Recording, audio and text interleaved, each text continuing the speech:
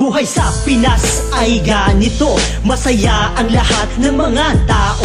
Pero bakit ganito biglang nag-iba? Dahil sa mga taong nagsasamantala. Tayo'y Pinoy, bakit ganito pa?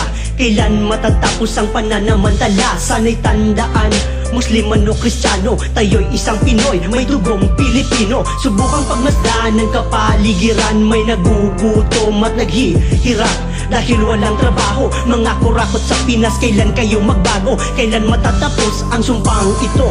Hintayin pa ba nating lumaki ang gulo? Pilipinas kong mahal, bakit ba nangyari sa'yo to? Ako'y nahihiya.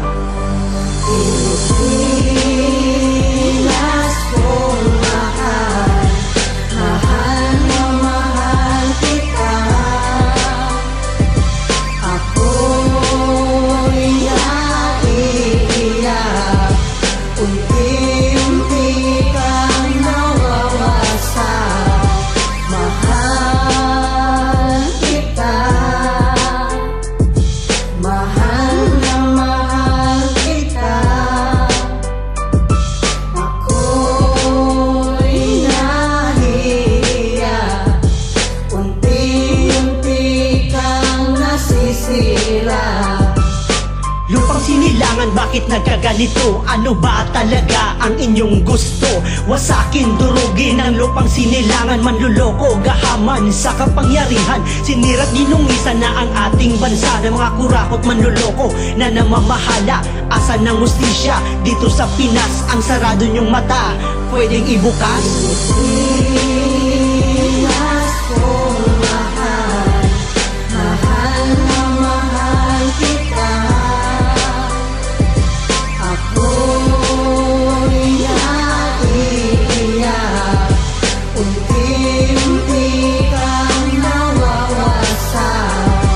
Mahal kita, mahal na mahal kita.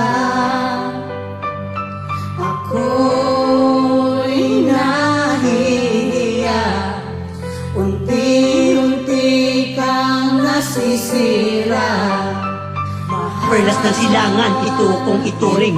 Bayan na Rizal at ng mga magigiting bayaning nagbuhis ng buhay sa bansa. Nagawa nga nila, tayo pa kaya itigil ang hidwaan at magkaisa? Muslim o Kristiyano, walang pinag-iba.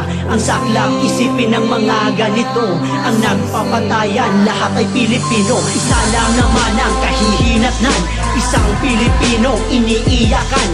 Wasak na pamilya, ulilang asawa. Ito ba ang gusto ng ating sistema? Ano ba ang nangyari, bakit nagkaganito? Hindi ba pwedeng mabuhay ng walang binabato? Yung tinutulungan pag nadadapa, lahat tayo'y Pinoy nakatira sa isang bansa. Pilipinas kong mahal, mahal na mahal kita. Sana sa muntong hirap na to, Napukaw namin ang inyong damdamin. Tayong lahat ay Pilipino. Magtulungan, walang iwanan.